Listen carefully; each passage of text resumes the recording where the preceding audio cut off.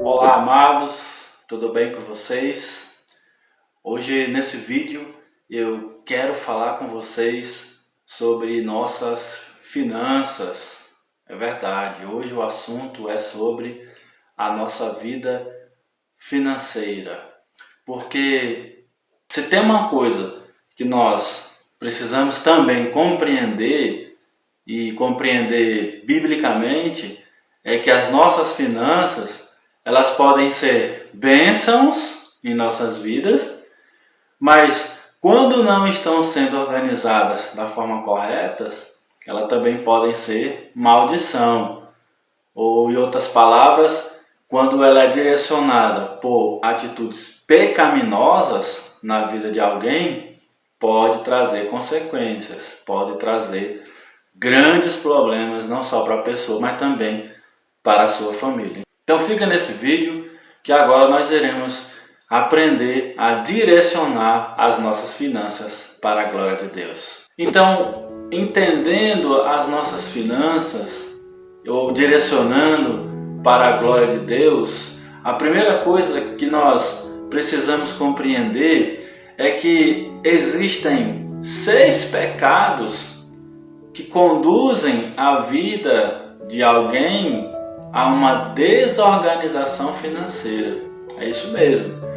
Quando a pessoa não direciona pelos princípios bíblicos, isso pode ocasionar, pode produzir na vida da pessoa uma desorganização financeira.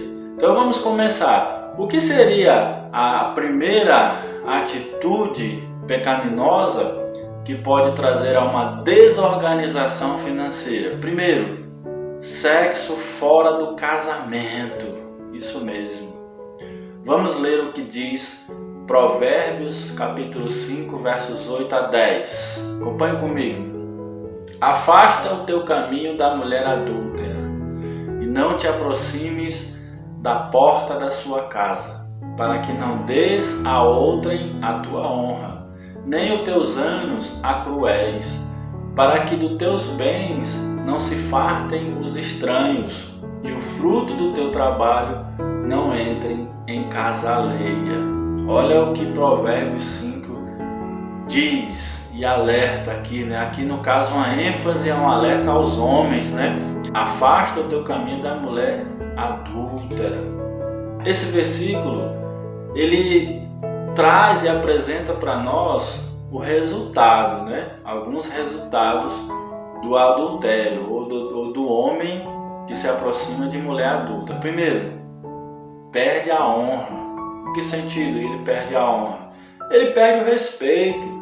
As pessoas ao seu redor, no seu convívio, não vão mais respeitá-lo porque sabe que ele não é alguém de confiança.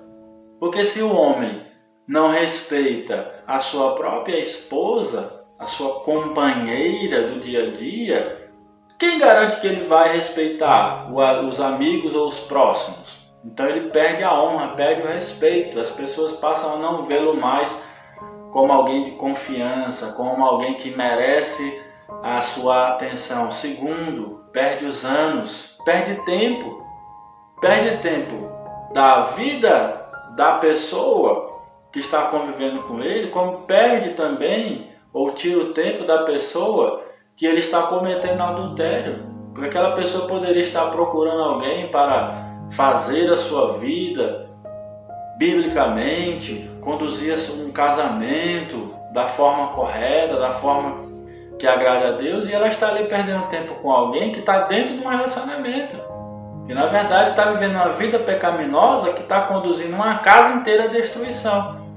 Então, perda de tempo, perda de anos na vida daquelas pessoas. Terceiro, perde os bens, perde o fruto do trabalho. Por quê? Porque se esse adultério, essa falta de confiança ocasionar numa separação, com certeza vai perder os bens, vai ter que começar a pagar a pensão, vai ter que assumir várias responsabilidades que, se ele tivesse seguindo normalmente um casamento, se ele estivesse respeitando a sua esposa, isso não aconteceria. Então, sexo fora do casamento é a primeira atitude que conduz ao homem ou à pessoa a uma desorganização financeira. Isso aqui também pode ser aplicado para as mulheres. Mulheres que se permitem, né, cair no adultério, consequentemente, essas aplicações também podem ser colocadas para elas. Perder a honra, perder o respeito, perder tempo de vida, tanto dela, do cônjuge ou com a pessoa que ela está cometendo adultério, e também perder os bens, né? Vai produzir um grande problema na sua vida. Segunda atitude pecaminosa que conduz a uma desorganização financeira: a preguiça. Isso mesmo, a preguiça. Provérbios capítulo 6, dos versos 6 a 11, diz assim: vai ter com a formiga, ó preguiçoso, considera os seus caminhos e ser sábio. Não tem de ela chefe, nem oficial, nem comandante no estio. Prepara o seu pão na cega, ajunta o seu mantimento. Ó preguiçoso, até quando ficarás deitado? Quando te levantarás do teu sono? Um pouco para dormir, um pouco para toscanejar, um pouco para encruzar os braços em repouso. Assim sobrevirá a tua pobreza como um ladrão e a tua necessidade como um homem armado. A preguiça também é um pecado que conduz a pessoa a uma desorganização financeira, porque se ela não trabalhar, como é que ela vai honrar os compromissos? Se ela não trabalhar, como é que ela vai comprar o alimento, o remédio? Como é que ela vai ter uma reserva financeira para aqueles momentos mais difíceis, para aqueles momentos de fatalidades, de emergências? Então, alguém que é preguiçoso, que não quer trabalhar, que não quer tirar do seu suor o seu sustento, ela vai ser também alguém desorganizado financeiramente, e consequentemente ela precisa entender que isso é pecado. Preguiça é pecado, meus amados. Terceiro, embriaguez e glutonaria, bebedice e comilança, né? Em outras palavras, Provérbios 23, 21 diz assim: por que o beberrão e o comilão caem em pobreza? E a sonolência vestirá de trapos o homem. Uma pessoa que perde tempo, né? Horas e horas sentada em mesas, bebendo e comendo, sem nenhum tipo de objetivo, consequentemente, como a Bíblia está dizendo aqui, em Provérbios 23, 21, ela vai cair em pobreza. Por quê? Porque em vez de direcionar a sua vida para o que é essencial, para o que é necessário, ela está lá passando horas e horas numa mesa de escarnecedores, bebendo, se embriagando, fazendo mal para o seu corpo com bebidas alcoólicas, comendo muito, porque uma pessoa, quando está nessa condição, ela acaba comendo muito e, consequentemente, isso traz para a sua vida o quê? Pobreza. O texto está dizendo, pobreza. É uma sonolência que vai fazer com que ela vista trapos, porque ela não vai ter recursos nem para comprar roupas. Vai ser uma pessoa que ela vai estar vivendo uma vida sentada numa mesa de escarnecedores, escravizados por bebidas alcoólicas e comidas, comendo como se no dia de amanhã não fosse mais ter comida. Então, bebedice e comilança, como o texto está dizendo, beberrão e comilão, também conduz a pessoa a uma desorganização financeira. Até para isso precisa ter organização. Eu preciso saber escolher bem o que eu vou consumir.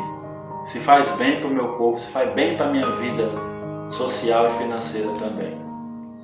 Quarta atitude pecaminosa que conduz a pessoa a uma desorganização financeira: má administração dos recursos. uma má administração dos recursos também conduz uma pessoa a uma desorganização financeira. Como é que eu vou ser uma pessoa organizada, um homem ou uma mulher organizado, se eu administro o mal que eu tenho? Vamos ler Provérbios 21, verso 17. Olha o que diz: quem ama os prazeres empobrecerá, quem ama o vinho e o azeite jamais enriquecerá. As pessoas que querem organizar a sua vida financeira precisam entender isso também. Precisa deixar de amar prazeres em geral. Todo tipo de prazer que a pessoa coloca na sua vida como um alvo, um objetivo tão grande, que ela está disposta a fazer dívidas, ela está disposta a fazer prestações que ela não pode pagar, assumir compromissos que saem do seu orçamento e, consequentemente, como o texto diz, jamais enriquecerá. Ao contrário, ela vai empobrecer, ela vai se desorganizar. Então a pessoa não pode amar mais prazeres, bebidas e azeites, como o texto diz, e aí você pode aplicar na sua vida. Prazeres pode ser um passeio, uma viagem que naquele momento você não está programado para fazer. Vinho e azeite aqui você pode pensar em algo que você não está precisando agora, mas você quer comprar de todos os jeitos. Pode ser um aparelho celular que você quer trocar, mas você não está precisando agora, mas você quer trocar sem programação. Não é a ideia de você não comprar, é a ideia de você fazer sem se programar, sem aquilo caber no seu orçamento, que em algum momento vai fazer com que você se desorganize e deixe de honrar algum compromisso. Isso é pecado. Isso vai fazer com que você desorganize a sua vida financeira. Quais seriam esses prazeres que pode desorganizar a nossa vida financeira? Prazer em gastar e em consumir, gastar em demasia, consumir aquilo que você não está precisando naquele momento, comprar coisas que não precisam para pagar com o dinheiro que não tem. Comprar coisas que não precisam para pagar com o dinheiro que não tem. E aí entra cartão de crédito, aí entra empréstimo, entra financiamento, entra todas as bolas de neve que pode conduzir sua vida à desorganização financeira. Qual o resultado disso? Primeiro, descumprimento dos seus compromissos. Segundo, infidelidade com Deus. Você vai ser infiel a Deus. Você vai deixar de honrar os seus compromissos com Deus porque você está desorganizada. Como é que você vai ser fiel a Deus se você não está conseguindo gerir bem os seus recursos? Vai descumprir compromissos essenciais. Quinta atitude que pode conduzir você a uma desorganização financeira: o orgulho. Verdade, o orgulho também pode conduzir você a uma desorganização financeira. Provérbios capítulo 13, verso 18. Olha o que diz: pobreza e afronta sobrevêm ao que rejeita a instrução, mas o que guarda a repreensão será honrado. Então, nesse sentido, o orgulho aqui é a ideia daquelas pessoas que recebem os conselhos para organizar a sua vida financeira e não quer aceitar. Tem muitas pessoas que são assim, pessoas que vão assistir esse vídeo, ouvir aqui as orientações bíblicas que eu estou compartilhando com vocês, mas o coração orgulhoso não vai permitir que ela receba essas instruções, ou seja, ela vai continuar vivendo numa desorganização financeira e não vai conseguir direcionar a sua vida financeira para a glória de Deus. Então, orgulho também é pecado. Orgulho de ouvir as instruções bíblicas e não querer aceitar. Mas o versículo que estamos vendo está dizendo: o que guarda a repreensão será honrado. Então, se você está assistindo esse vídeo, está acompanhando as instruções bíblicas e está guardando no seu coração, você vai ser honrado com o quê? Com a sua organização financeira. Então, se você está desorganizado em alguma área, os textos que nós vimos até aqui, ele já está jogando luz naquilo que pode ser. Você pode estar com algum outro problema que está causando desorganização financeira na sua vida. E aí você pode também aplicar, né? Não pode deixar de fazer isso. Sexta atitude pecaminosa que também conduz à desorganização financeira, cobiça. A cobiça também conduz à desorganização financeira. Provérbios 28, verso 22 diz assim: aquele que tem olhos invejosos corre atrás das riquezas, mas não sabe que há de vir sobre ele a penúria. Cobiçar aquilo que é alheio, aquilo que não é seu, aquilo que você não conquistou, aquilo que você não mereceu, conduz as pessoas também à desorganização. O texto está dizendo: olhos invejosos corre atrás da riqueza, mas não sabe que há de vir sobre ele a penúria. Por que o texto está dizendo isso? Porque ele está indo atrás da riqueza não pelo trabalho, não pela organização, que não é isso que o texto está dizendo, que a pessoa não pode almejar a riqueza, mas é que a pessoa tem que almejar da maneira correta, pela organização, pela obediência a Deus. Aqueles que querem fazer pelo caminho do pecado, aqueles que querem fazer pelo caminho do pecado, da inveja, da cobiça, consequentemente, como o texto está dizendo, vão cair em penúria, desorganização. Estão observando que todas as atitudes pecaminosas são condenadas com alguma maldição, com algo negativo? Veja a importância, né, de direcionar a sua vida financeira também para a glória de Deus. Todos esses pecados que nós vimos até aqui, eles estão relacionados ao quê? Ao coração. Então, uma vida financeira que não glorifica a Deus, ela está ligada diretamente, ela está ligada diretamente ao que está no nosso coração.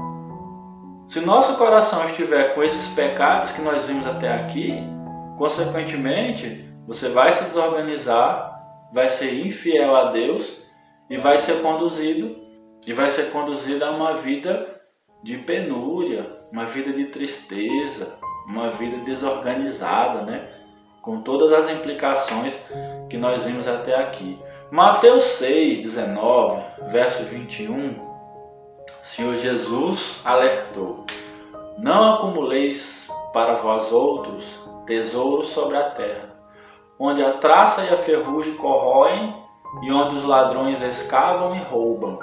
Mas ajuntai para vós outros tesouro no céu, onde traça nem ferrugem corrói, e onde ladrões não escavam, nem roubam.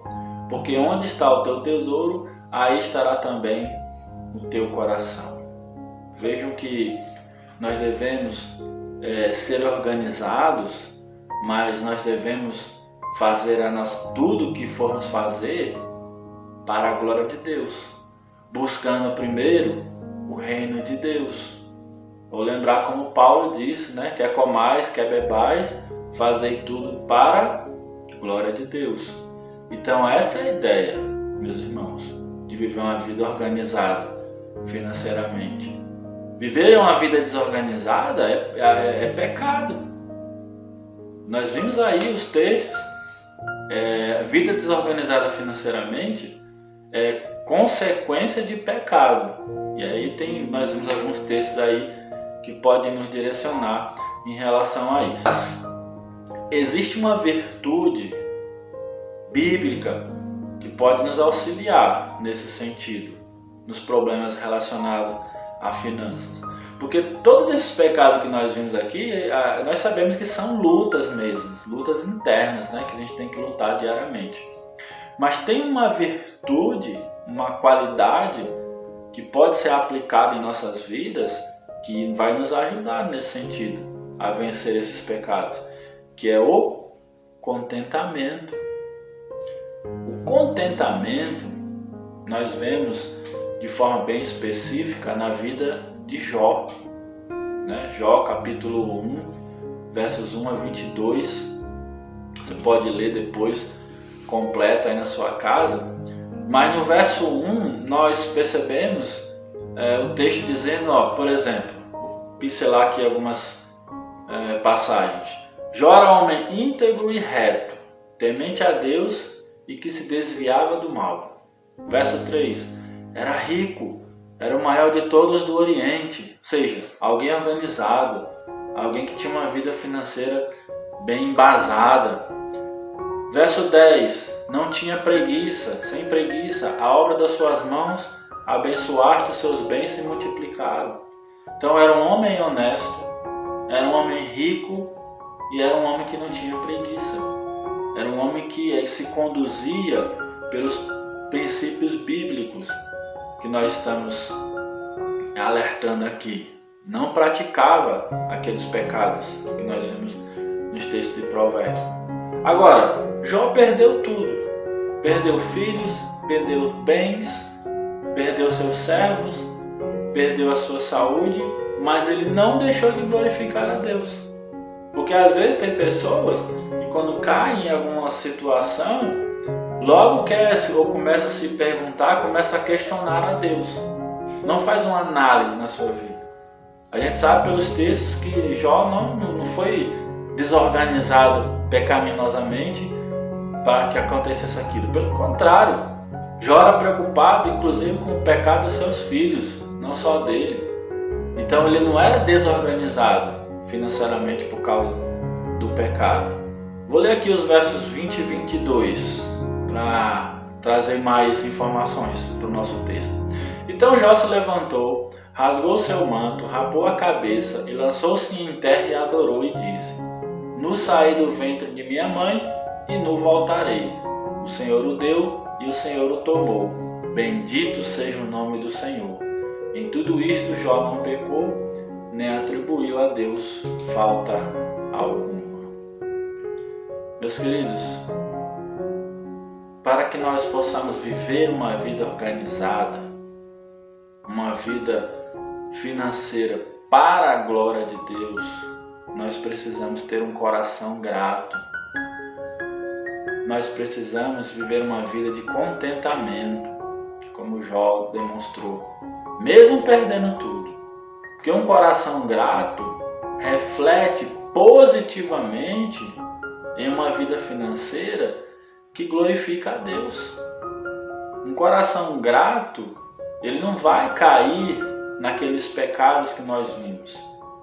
Não vai estar cobiçando o que não é dele. Não vai estar com atitudes em situações que não lhe pertencem.